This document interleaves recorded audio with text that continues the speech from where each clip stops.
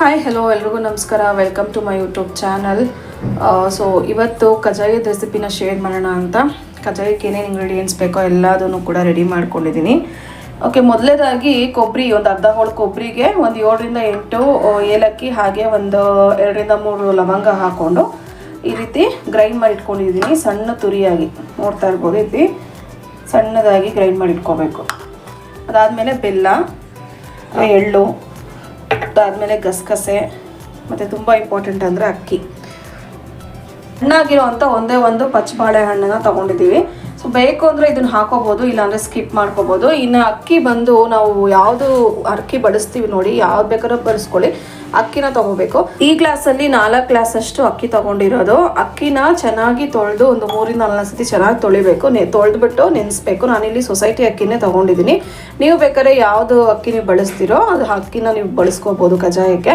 So ಇದನ್ನು ನೆನೆಸ್ಬೇಕು ಅಂತ ಅಂದಾಗ ನಾವು ಚೆನ್ನಾಗಿ ವಾಶ್ ಮಾಡಿಬಿಟ್ಟು ನೆನೆದಕ್ಕೆ ಬಿಡಬೇಕು. ಬೆಳಗ್ಗೆ ಮತ್ತು ಸಂಜೆ, ಅಥವಾ ಬೆಳಗ್ಗೆ ಮತ್ತು ನೈಟ್ 2 ಟೈಮು ಕೂಡ ಚೆನ್ನಾಗಿ ನೀರನ್ನ ಬದಲಾಯಿಸಬೇಕು. ಒಂದು ಸತಿ ಚೆನ್ನಾಗಿ ತೊಳೆದು ಒಂದು 2 ಸತಿನಾದ್ರೂ ನೀರನ್ನ ಬದಲಾಯಿಸಬೇಕು. ಇದೇ ರೀತಿ 2 ದಿವಸ ಫುಲ್ಲಾಗಿ ನಾವು ಅಕ್ಕಿನ ನೆನೆಸ್ಕೋಬೇಕು. ಸೊ ಈ ಪ್ರೊಸೀಜರ್ನ ಕರೆಕ್ಟಾಗಿ ಫಾಲೋ ಮಾಡಿದ್ರೆ ಕಜಾಯ ತುಂಬ ಚೆನ್ನಾಗಿ ಬರುತ್ತೆ. ಕಜಾಯಕ್ಕೆ ನಾವೇನು ಅಕ್ಕಿ ಹಿಟ್ಟು ರೆಡಿ ಮಾಡ್ಕೋತೀವಿ ಅದು ಚೆನ್ನಾಗಿ ರೆಡಿ ಮಾಡ್ಕೋಬೋದು.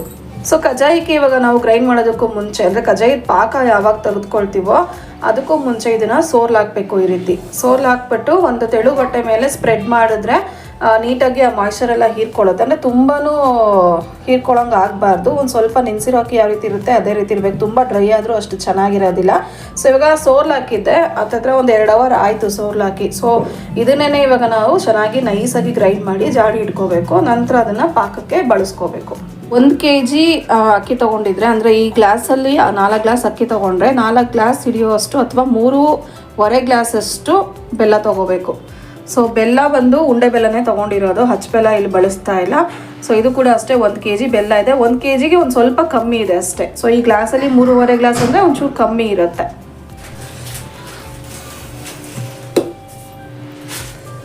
ಸೊ ಈ ರೀತಿ ನೈಸಾಗಿ ಪೌಡರ್ ಮಾಡಿಕೊಂಡು ಇದನ್ನು ಜರಡಿ ಮಾಡ್ಕೋಬೇಕು.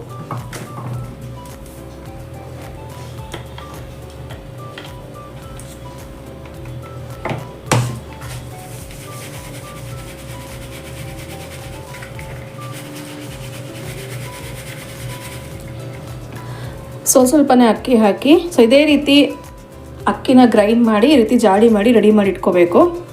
ಇವಾಗ ಅಕ್ಕಿ ಇಲ್ಲ ಚೆನ್ನಾಗಿ ನೈಸಾಗಿ ರುಬ್ಬಿ ಎಲ್ಲ ಜರಡಿ ಮಾಡಿ ಇಟ್ಕೊಂಡು ರೆಡಿ ಮಾಡಿ ಇಟ್ಕೋಬೇಕು ಈ ರೀತಿ. ಅದಾದಮೇಲೆ ಜಾಸ್ತಿ ಒಣಗಕ್ಕೆ ಬಿಡಬಾರ್ದು, ಇಮಿಡಿಯೇಟಾಗಿ ಪಾಕ ತೆಗಿಯೋಕ್ಕೆ ರೆಡಿ ಮಾಡ್ಕೋಬೇಕು. ಫಸ್ಟ್ ಇದನ್ನು ರೆಡಿ ಮಾಡಿದ ತಕ್ಷಣ ನೆಕ್ಸ್ಟ್ ಇವಾಗ ಪಾಕ ತೆಗೆಯುವಂಥ, ಅಂದರೆ ಪಾಕಕ್ಕೆ ಕಜಾಯದ ಪಾಕಕ್ಕೆ ಒಂದು ಅಗಲವಾಗಿರುವಂಥ ಪಾತ್ರೆ ತೊಗೋಬೇಕು. ಅದಕ್ಕೆ ಇವಾಗ ಒಂದು ಸ್ವಲ್ಪ ಒಂದು 1/4 ಗ್ಲಾಸಷ್ಟು ನೀರನ್ನು ಹಾಕೋ. ಒಂದು ಸ್ವಲ್ಪ ಹಾಕ್ಕೊಂಡ್ರೆ ಸಾಕು, ಜಾಸ್ತಿ ಬೇಡ. ಯಾಕಂದರೆ ಬೆಲ್ಲ ಕರಗೋದಕ್ಕೆ, ಬೆಲ್ಲ ನೀರು ಬಿಟ್ಕೊಂಡು ಅದಾಗದೇ ಕರಗತ್ತೆ. ಒಂದು ಸ್ವಲ್ಪ ಹಾಕೋಬೋದು ಅಷ್ಟೇ ನೀರನ್ನು. ಇವಾಗ ಜಜ್ಜಿಟ್ಕೊಂಡಿರೋ ಅಂಥ ಬೆಲ್ಲ ಇದಕ್ಕೆ ಹಾಕೋಬೇಕು. ಬೆಲ್ಲ ಎಲ್ಲ ಕಂಪ್ಲೀಟಾಗಿ ಕರಗಬೇಕಾಗುತ್ತೆ. ಒಂದು 5 ನಿಮಿಷ ಬಿಟ್ಟರೆ ಬೆಲ್ಲ ಕರಗುತ್ತೆ. ಬೆಲ್ಲ ಕರಗಿದ ನಂತರ ಏನೇನು ಹಾಕಬೇಕು ಅನ್ನೋದನ್ನು ನೋಡೋಣ. ಬೆಲ್ಲ ಎಲ್ಲ ಕರಗಿದೆ ಫುಲ್ಲು. ಇವಾಗ ಪಾಕ ಬಂದಿದೆ ಇಲ್ವಾ ಅಂತ ನೋಡಬೇಕು. ಮತ್ತು ಹೇಗೆ ನೋಡೋದು ಅಂತ ಅಂದರೆ ನೋಡಿ, ಈ ರೀತಿ ಒಂದು ಕಪ್ಪಲ್ಲಿ ನೀರು ತೊಗೋಬೇಕು. ಓಕೆ, ಪಾಕ ತೆಗೆಯೋದು ಹೇಗೆ ಅಂತ ಅಂದರೆ ನೋಡಿ, ಈ ರೀತಿ ಪಾಕ ಆಗಿದೆಯಲ್ವ ಅಂತ ಗೊತ್ತಾಗಬೇಕು ಅಂದರೆ ನೀರಿಗೆ ಒಂದು ಸ್ವಲ್ಪ ಕುದಿತಾ ಇರೋವಂಥ ಬೆಲ್ಲ ಹಾಕ್ಕೊಂಡು ಈ ರೀತಿ ಉಂಡೆ ಕಟ್ಟಿದಾಗ ಅದು ನೀಟಾಗಿ ಉಂಡೆ ಆಗಬೇಕು. ಆವಾಗ ಪಾಕ ಬಂದಿದೆ ಅಂತ. ಇವಾಗ ಇಮಿಡಿಯೇಟಾಗಿ ಲೇಟ್ ಮಾಡ್ದಂಗೆ ನಾವು ಮಾಡಿಟ್ಕೊಂಡಿರೋವಂಥ ಅಕ್ಕಿ ಹಿಟ್ಟಿದೆಯಲ್ಲ ಅದನ್ನು ಹಾಕೋಬೇಕು. ನೋಡಿ, ಈ ರೀತಿ ಬೆಲ್ಲ ನೀಟಾಗಿ ಉಂಡೆ ಬರಬೇಕು ನೀರಿಗೆ ಹಾಕಿದಾಗ, ತಣ್ಣಗಿರೋ ನೀರಿಗೆ ಹಾಕಿದಾಗ. ಇವಾಗ ಪಾಕ ಬಂದಿದೆ. ಈಗ ನೆಕ್ಸ್ಟ್ ನೋಡಿ, ಬೆಲ್ಲದ ಪಾಕಕ್ಕೆ ಮ್ಯಾಶ್ ಮಾಡಿ ಇಟ್ಕೊಂಡಿರೋವಂಥ ಒಂದು ಪಚ್ಚ ಬಾಳೆಹಣ್ಣನ್ನು ಹಾಕೋಬೇಕು. ಪಚ್ಚ ಬಾಳೆಹಣ್ಣು ಹಾಕೋದ್ರಿಂದ ಫ್ಲೇವರ್ ಹಾಗೆ ಟೇಸ್ಟ್ ತುಂಬ ಚೆನ್ನಾಗಿರುತ್ತೆ. ಹಾಗೆ ಒಂದು 2ರಿಂದ 3 ಟೇಬಲ್ ಸ್ಪೂನಷ್ಟು ಬಿಳಿ ಎಳ್ಳು ಅದನ್ನು ಕೂಡ ಹಾಕೋಬೇಕು. ಹಾಕಿ ಚೆನ್ನಾಗಿ ಇದನ್ನೆಲ್ಲ ಮಿಕ್ಸ್ ಮಾಡ್ಕೊಳ್ಳಿ. ಸೊ ಪಚ್ಚ ಬಾಳೆಹಣ್ಣು ಹಾಕೋದ್ರಿಂದ ಫ್ಲೇವರ್ ಚೆನ್ನಾಗಿರುತ್ತೆ. ಸ್ಕಿಪ್ ಮಾಡ್ದರೆ ಹಾಕ್ಕೊಳ್ಳಿ. ಇಲ್ಲ ಅಂತ ಅನ್ನೋದಾದರೆ, ಅಂದರೆ ಪಾಕ ತೆಗೆಯೋವಂಥ ಟೈಮಲ್ಲಿ ಇಲ್ಲ ಅಂದರೂ ಪರವಾಗಿಲ್ಲ. ಸೊ ಇದ್ದರೆ ಹಾಕೋಬೋದು. ನೆಕ್ಸ್ಟು ತರ್ತರಿಯಾಗಿ ಪುಡಿ ಮಾಡಿ ಇಟ್ಕೊಂಡಿರೋ ಅಂಥ ಕೊಬ್ಬರಿ, ಕೊಬ್ಬರಿ, ಏಲಕ್ಕಿ ಮತ್ತು ಲವಂಗ. ಸೊ ನಾನು ಹೇಳಿದಾಗೆ ಇದು ಮೂರನ್ನು ಗ್ರೈಂಡ್ ಮಾಡಿರೋದು, ಈ ರೀತಿ ಸಣ್ಣದಾಗಿ ಗ್ರೈಂಡ್ ಮಾಡ್ಕೋಬೇಕು. ಇವಾಗ ಇದನ್ನು ಕೂಡ ಸೇರಿಸ್ಕೊಳ್ಬೇಕು. ಆ ಬೆಲ್ಲ ಪಾಕ ಆಗ್ತಾ ಇದೆಯಲ್ವಾ, ಸ್ಮೆಲ್ಲು ಎಷ್ಟು ಚೆನ್ನಾಗಿದೆ ಅಂದರೆ ಅರೋಮಾ ತುಂಬಾ ಚೆನ್ನಾಗಿ ಬರುತ್ತೆ. ಓಕೆ, ಈಗ ನೋಡ್ತಾ ಇರ್ಬೋದು ಚೆನ್ನಾಗಿ ಕುದೀತಾ ಇದೆ. ನೆಕ್ಸ್ಟು 2 ಟೇಬಲ್ ಸ್ಪೂನಷ್ಟು ಗಸಗಸೆ ಹಾಕೋಬೇಕು. ಒಂದೊಂದು ಐಟಮ್ ಹಾಕಿದಾಗಲೂ ಕೂಡ ಒಂದು 2 ಸೆಕೆಂಡ್ ಅದು ಒಂದು 5 ಸೆಕೆಂಡ್ ಚೆನ್ನಾಗಿ ಇದನ್ನು ಮಿಕ್ಸ್ ಮಾಡಿಕೊಂಡು ಕೈ ಆಡಿಸ್ಬೇಕಾಗುತ್ತೆ. ಹಿಂದಿಂದನೇ ಎಲ್ಲ ಒಟ್ಟಿಗೆ ಹಾಕಕ್ಕೆ ಹೋಗಬಾರ್ದು. ಓಕೆ, ಇವಾಗ ಕಜಾಯಕ್ಕೆ ಹಾಕುವಂಥ ಇಂಗ್ರೀಡಿಯೆಂಟ್ಸ್ ಎಲ್ಲ ಹಾಕಿದಾಯಿತು. ನೆಕ್ಸ್ಟ್ ಇವಾಗ ಒಂದು ಸೀಕ್ರೆಟ್ ಇಂಗ್ರೀಡಿಯೆಂಟ್ನ ಹಾಕ್ತಾ ಇದ್ದೀವಿ. ಅದೇನಪ್ಪ ಅಂತ ಅಂದರೆ ಅದನ್ನು ಇವಾಗ ನಾನು ಹೇಳಲ್ಲ, ಕಜಾಯ ಮಾಡೋವಾಗ ಏನಕ್ಕೆ ಹಾಕೋದು ಅಂತ ಹೇಳಿಬಿಟ್ಟು ನಾನು ಆವಾಗ ಯಾವ ಇಂಗ್ರೀಡಿಯೆಂಟ್ ಅಂತ ಹೇಳ್ತೀನಿ.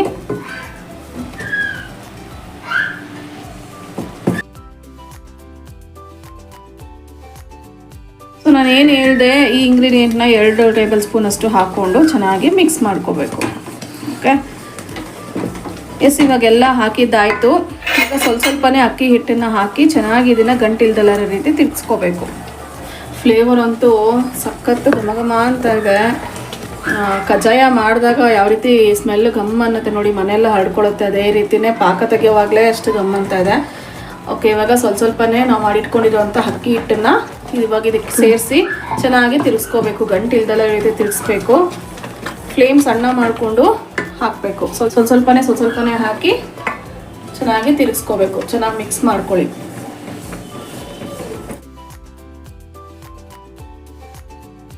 ನೋಡಿ, ಈ ರೀತಿ ಗಂಟಿಲ್ದೆಲ್ಲ ರೀತಿ ಚೆನ್ನಾಗಿ ಇದನ್ನೆಲ್ಲ ಮಿಕ್ಸ್ ಮಾಡ್ಕೋಬೇಕು. ಅಕ್ಕಿ ಹಿಟ್ಟೆಲ್ಲ ಚೆನ್ನಾಗಿ ಹೊಂದ್ಕೋಬೇಕು ಪಾಕಕ್ಕೆ. ಒಂದು ಸ್ವಲ್ಪನೂ ಗಂಟಿರಬಾರ್ದು. ನೋಡಿ, ಪಾಕ ರೆಡಿ ಆಯ್ತು. ಇವಾಗ ಈ ರೀತಿ ಪಾಕ ಮಾಡಿ ಇಟ್ಕೊಂಡ್ರೆ ಯಾವಾಗ ಬೇಕಾದ್ರೂ ನಾವು ಕಜಾಯನ ಮಾಡ್ಕೋಬೋದು. ತಕ್ಷಣವೂ ಏನು ಮಾಡೋದಕ್ಕಾಗೋದಿಲ್ಲ, ಯಾಕಂದರೆ ಹಿಟ್ಟು ಬಿಸಿ ಇರೋದ್ರಿಂದ. ತಣ್ಣಗಾದ ನಂತರ ನಾವು ಯಾವಾಗ ಬೇಕಾದ್ರೂ ಮಾಡ್ಕೋಬೋದು. ಒಂದು ದಿವಸ ಲೇಟಾದ್ರೂ ಪರವಾಗಿಲ್ಲ, ಕಜಾಯ ಮಾಡ್ಕೋಬೋದು. ತುಂಬ ಹೊತ್ತು ಬೇಯಿಸ್ಕೊಳ್ಳೋಂಥ ಅವಶ್ಯಕತೆ ಇಲ್ಲ. ಒಂದು ಕುದಿ ಬಂದರೆ ಸಾಕು. ಇದನ್ನು ಆಫ್ ಮಾಡಿದ್ರೆ ಆಯಿತು. ಸೊ ಕಜಾಯದ ಪಾಕ ರೆಡಿ.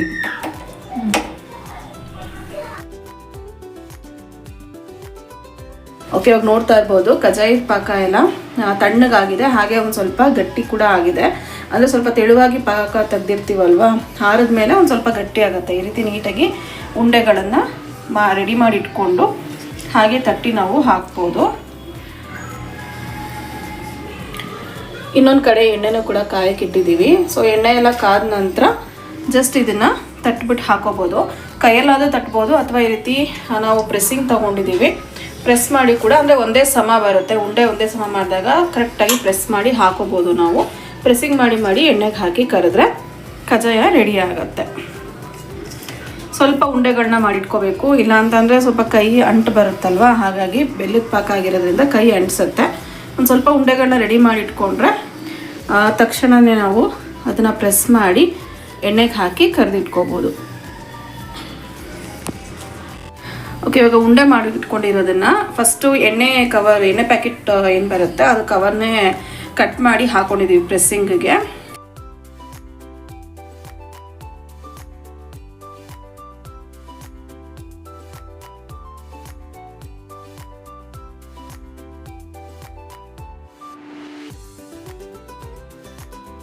ಓಕೆ, ನೋಡ್ತಿರ್ಬೋದು. ಇವಾಗ ಪ್ರೆಸ್ಸಿಂಗ್ ಆದಮೇಲೆ ಈ ರೀತಿ ಸಮವಾಗಿ ನಮಗೆ ನೀಟಾಗಿ ಪ್ರೆಸ್ ಮಾಡ್ಕೋಬೋದು, ತಟ್ಕೋಬೋದು. ಇವಾಗ ಕಾದಿರೋ ಎಣ್ಣೆ ಕಾದಿದೆ ಇಲ್ವಾ ಅಂತ ನೋಡ್ಕೋಬೇಕು. ಯಾಕೆಂದರೆ ಇದಕ್ಕೆ ಎಣ್ಣೆ ಮೀಡಿಯಮ್ ಆಗಿ ಕಾದರೆ ಸಾಕು, ತುಂಬಾ ಕಾಯಿಸ್ಕೋಬಾರ್ದು. ಕಜಾಯ ಅದಾಗೋ ಅಷ್ಟರಲ್ಲಿ ಸೀದೋಗ್ಬಿಡುತ್ತೆ. ಸೊ ಹಾಗಾಗಿ ಎಣ್ಣೆ ಕಾಯಿಸ್ಕೊಂಡು ಆಮೇಲೆ ಮೀಡಿಯಮ್ ಫ್ಲೇಮಲ್ಲಿ ಇಟ್ಕೊಂಡು ಕಜಾಯ ಮಾಡ್ಕೋಬೇಕು. ಇದಕ್ಕೆ ಒಂದು ಚಿಟಿಕೆ ಉಪ್ಪು ಹಾಕೋದ್ರಿಂದ ಜಾಸ್ತಿ ಎಣ್ಣೆ ಹೀರ್ಕೊಳ್ಳೋದಿಲ್ಲ. ಸೊ ಒಂದು ಚಿಟಿಕೆ ಪುಡಿ ಉಪ್ಪನ್ನ ಹಾಕೋಬೇಕು.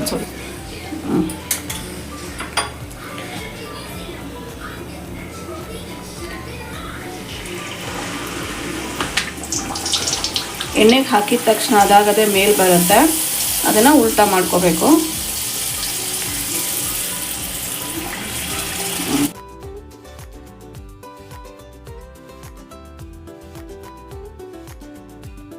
ಎರಡು ಸೈಡ್ ನೀಟಾಗಿ ಬೇಯಿಸ್ಕೊಂಡು ಒಂದು ಸ್ವಲ್ಪ ಈ ರೀತಿ ಪ್ರೆಸ್ ಮಾಡೋದ್ರಿಂದ ಕಜಾಯ ಎಣ್ಣೆ ಏನು ಇರ್ಕೊಂಡಿರುತ್ತೆ ಅದೆಲ್ಲ ಕಂಪ್ಲೀಟಾಗಿ ಬಂದ್ಬಿಡುತ್ತೆ. ಆಮೇಲೆ ಅದನ್ನು ಒಂದು ಜಾಡಿಗೆ ಹಾಕೋಬೇಕು. ಬಿಸಿಗೆ ಅಂಟ್ಕೊಂಡಿದೆ.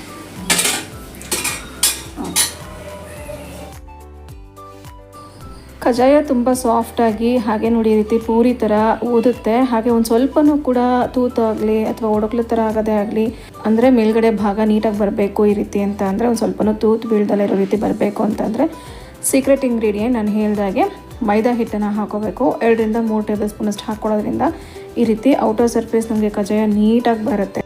ಸೊ ಈ ಒಂದು ಟಿಪ್ನ ಫಾಲೋ ಮಾಡಿ ಅಂತ ಹೇಳ್ತಾ, ಸೊ ಈ ಕಜ್ಜಾಯ ಮಾಡೋವಂಥ ರೆಸಿಪಿ ಯಾವ ರೀತಿ ಅಂತ ಶೇರ್ ಮಾಡಿದ್ದೀನಿ. ಈ ವಿಡಿಯೋ ಇಷ್ಟ ಆದರೆ ಪ್ಲೀಸ್ ಲೈಕ್ ಮಾಡಿ, ಶೇರ್ ಮಾಡಿ, ಹಾಗೆ ಇಂಪಾರ್ಟೆಂಟಾಗಿ ಸಬ್ಸ್ಕ್ರೈಬ್ ಮಾಡೋದನ್ನು ಮರಿಬೇಡಿ. ಇದುವರೆಗೂ ಯಾರು ಸಬ್ಸ್ಕ್ರೈಬ್ ಮಾಡ್ದಲ್ಲಿ ನೋಡ್ತಿದ್ದೀರಾ ಪ್ಲೀಸ್ ಸಬ್ಸ್ಕ್ರೈಬ್ ಮಾಡಿ ಅಂತ ಹೇಳ್ತಾ ಸಿಗ್ತೀನಿ ಮುಂದಿನ ವಿಡಿಯೋದಲ್ಲಿ.